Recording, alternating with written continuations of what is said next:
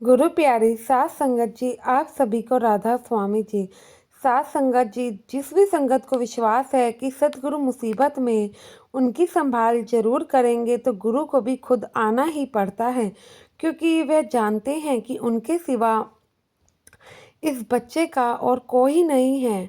इसलिए मुझे तो मदद के लिए जाना ही पड़ेगा। लेकिन जब हम डोलने लगते हैं तो गुरु भी अपना हाथ हटा लेते हैं। इसलिए समझाया जाता है कि बड़ी से बड़ी मुसीबत आने पर भी हमें सब्र रखना चाहिए। साथ संगत जी, आपसे विनती है कि वीडियो को आखिर तक ज़रूर सुनिएगा, और संगत के अपने इस चैनल पर पहली बार आए हैं तो चैनल को सब्सक्राइब करना ना भूलें जी। साथ संगत जी, यह कहानी भी एक ऐसे ही सत्संगी सिपाही भाई की है जिनके साथ यह घटना घटी थी। यह घटना इन्होंने संगत को बताई थी। साथ संगत जी, यह भाई बताते हैं कि एक बार की बात है, जब इनकी ड्यूटी कश्मीर साइड में लगी थी, और इनकी जहाँ पर ड्यूटी थी वहाँ पर टोटल 50 लोग ही थे। रोज़ की तरह ये लोग कैंप में वहाँ अपना खाना तैयार कर रहे थे और मौज मस्ती का माहौल बना हुआ था। सारे फौजी भाई बहुत खुश थे, लेकिन तभी अचानक से एक बम आकर इनके वहाँ पर गिर जाता है। उस बम ने सब कुछ तहस नहस कर दिया। यह भाई बताते हैं कि मैं भी उस बम की चपेट में आ गया, और उधर से दुश्मनों ने हम पर और ज़्यादा हमला करना शुरू कर दिया। हमने नीचे इस बारे में रिपोर्ट भेजी तो नीचे से हमारे पास मदद आ गई, और उन्होंने जितने भी जख्मी सिपाही थे उनको उन सभी को एक गाड़ी में डाला और ले गए। वहाँ से उन्हें अस्पताल पहुँचा दिया गया। लेकिन बम की चपेट में आने के कारण यह भाई कैंप से दूर जाकर गिरा था, जिसकी वजह से यह भाई उन लोगों को नज़र ना आ सका। बाकी सिपाही तो ठीक ठाक हॉस्पिटल में पहुंच गए, लेकिन यह भाई अधमरी हालत में वहीं पर पड़ा रहा। यह भाई बताते हैं कि तभी वहां पर एक गाड़ी आई और वहां बहुत ज़्यादा अंधेरा था। यह भाई उनका चेहरा नहीं देख पाया। एक गाड़ी आती है, गाड़ी में इस भाई को किसी ने उठाकर रखा और नीचे अस्पताल तक छोड़ दिया। यह भाई बताते हैं कि मैं जब तक बेहोश था, जब मुझे होश आया तो मैंने सबसे पूछा कि मुझे यहाँ पर कौन लाया है, लेकिन वहाँ जितने भी लोग थे हमारे साथ के, उन्होंने मना कर दिया कि उनमें से कोई भी मुझे यहाँ नहीं लाया है। और जो लिस्ट थी सभी जख्मी सिपाहियों की, उसमें भी मेरा नाम नहीं था। मैं काफ़ी हैरान रह गया, आखिर मुझे यहाँ तक लाया कौन। और फिर मैंने देखा कि एक साइड मेरी पूरी तरीके से जख्मी हो चुकी थी। मेरा एक हाथ बिल्कुल भी नहीं उठ रहा था, और अस्पताल के डॉक्टरों ने जब मेरा इलाज किया और कुछ ही देर बाद वहाँ पर खबर आई कि दुश्मन आगे बढ़ते जा रहे हैं, इसलिए जल्दी से जल्दी हमें अस्पताल को भी कहीं और शिफ्ट करना पड़ेगा। लेकिन अस्पताल में जितने भी पेशेंट थे सबको हम शिफ्ट नहीं कर सकते। जितना भी कम समय में ये सब कर पाओ उतना ही अच्छा है। लेकिन वहाँ पे फिर एक ज़रूरी फ़ैसला लिया गया, जो कि ये था कि ज़्यादा ज़ख्मी जो कि सिपाही हैं उन्हें वहीं पर छोड़ दिया जाए, और बाकियों को जो कि ज़्यादा ज़ख्मी नहीं हैं और ठीक ठाक हालत में हैं, जो कि लड़ भी सकते हैं, तो उन्हें वहाँ शिफ्ट किया जाए। उसी समय एक लिस्ट बनाई गई कि किसको लेकर आगे बढ़ना है और किसको नहीं।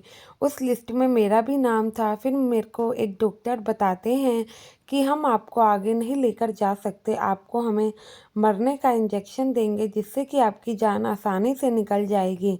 यह सुनकर मैं बहुत ही वह भाई घबरा जाते हैं, और आखिर कौन नहीं घबराएगा साथ संगत जी। साथ संगत जी, फिर वहाँ पर कुछ ही देर में डॉक्टर आते हैं और वह लोग उस भाई को इंजेक्शन दे देते हैं। वह भाई विनती करता रहता है कि मुझे भी साथ ले चलो, लेकिन क्या ही करते वो लोग भी, क्योंकि सिचुएशन ही ऐसी थी, रूल के हिसाब से उन्हें साथ नहीं ले जाया जा सकता था, इसलिए उन्हें वह इंजेक्शन दे दिया गया। और फिर वह भाई आगे बताते हैं कि कुछ लोग वहाँ से जा रहे थे तो किसी ने उन्हें वहाँ से उठाकर एक झरने में फेंक दिया। तो उस समय वह भाई बाबा जी को याद करता है। ज़्यादा तो उसे होश नहीं था, जितना भी होश था वह अपने मन ही मन भजन सिमरन करने लगता है। फिर वह भाई बताता है कि झरने के पास एक गाड़ी आकर रुकती है और वो देखता है कि गाड़ी में बाबा जी बैठे हुए हैं। बाबा जी खुद गाड़ी को चलाकर वहां आए। इंजेक्शन की वजह से उस भाई की आंखों के आगे अंधेरा सा छा रहा था। तभी बाबा जी गाड़ी से बाहर निकलते हैं और उस भाई को झरने से उठाकर पिछली सीट पर बिठा देते हैं।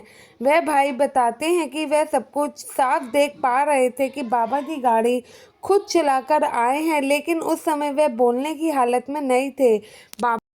भाई आगे बताते हैं कि बाबा जी गाड़ी को चलाते हुए उस जगह पहुंच गए जहां अस्पताल को शिफ्ट किया गया। बाबा जी ने वहां जाकर गाड़ी रोकी और उस भाई को अस्पताल के बाहर ही छोड़कर वहां से चले गए। फिर कुछ ही मिनटों में दो जवानों की नज़र उन पर पड़ती है और वो दौड़ते हुए उनके पास जाते हैं और उन्हें उठाकर अस्पताल में ले जाते हैं। वहां उसी समय उन लोगों ने उन भाई का इलाज शुरू कर दिया और उनकी जान बचा ली। वह भाई लगभग 3 महीने उसी सेंटर में रहे। 3 महीने के बाद वह भाई बैसाखी के सहारे चलने फिरने लायक हो गए। तब वह बाबा जी के पास मिलने गए और उन्होंने बाबा जी को सारी बात बताया कि मैंने आपको 2 बार अपनी जान बचाते हुए देखा कैसे आप 2 बार गाड़ी में डालकर मुझे अस्पताल छोड़कर आए। ये सब मैंने अपनी आंखों से देखा है। तो बाबा जी कहने लगे, भाई तुम्हें कोई गलत फहमी हुई है। मैं तो पिछले 1 साल से कश्मीर ही नहीं गया। तुम चाहो तो संगत से पूछ सकते हो। मैं उस दिन फिर वे भाई बाबा जी के पैरों में गिर जाते हैं और बहुत रोते हैं। वे कहते हैं, बाबा जी आपसे एक विनती है कि मैं अपाहिज होने के कारण फौज से निकल गया हूँ और मेरे पास अब घर चलाने के लिए कोई काम धंधा नहीं है। तो बाबा जी ने कहा, बेटा जब तुझे विश्वास है, तूने सब अपनी आंखों से देखा ही है कि मालिक ने तेरी वहाँ फौज में कैसे संभाल की है, तो वह मालिक आगे भी तेरी संभाल करेगा। तो क्यों फिर चिंता करता है। फिर वे भाई बताते हैं कि बाबा जी ने उन्हें किसी कमिश्नर साहब से मिलने के लिए कहा और उनका नंबर दिया और कहा कि सारी बात तुम इन्हें बता देना, वह तुम्हारे लिए कुछ ना कुछ ज़रूर करेंगे। फिर आगे फौजी भाई कहते हैं कि वो दिन है और आज का दिन है। आज मैं अपनी ज़िंदगी में बहुत खुश हूँ। घर का गुजर बसर बहुत अच्छे से हो रहा है। अगर उस दिन बाबा जी उनकी संभाल नहीं करते तो वे शायद आज इस दुनिया में होते ही ना और उनका परिवार भी रुल गया होता। साथ संगत जी ये कहते कहते भाई की आंखें भर आई और किसकी आंखें ना भराए। सदगुरु जी जो करते हैं जिसके लिए करते हैं, यह दया की मेहर तो सिर्फ वो ही जानता है। जिसके ऊपर भी बाबा जी की दया मेहर बरसती है, वे अच्छे से जानता है कि बाबा जी किस किस मुश्किल घड़ी में उनके कितने काम आए हैं। लेकिन हम मुश्किल घड़ी में तो सदगुरु को याद करते हैं, लेकिन आप संगत जी हर वेले उस रब का शुक्राना करो, वह ही है जो सब कुछ कर सकता है। साथ संगत जी आशा है ये साखी अच्छी लगी होगी और आपका विश्वास सदगुरु के प्रति और भी ज़्यादा उत्पन्न होगा। गुरु प्यारी साथ संगत जी कमेंट में राधा स्वामी लिखना ना भूलें और चैनल को सब्सक्राइब जरूर करिएगा जी। गुरु प्यारी साथ संगत जी आप सभी को राधा स्वामी जी।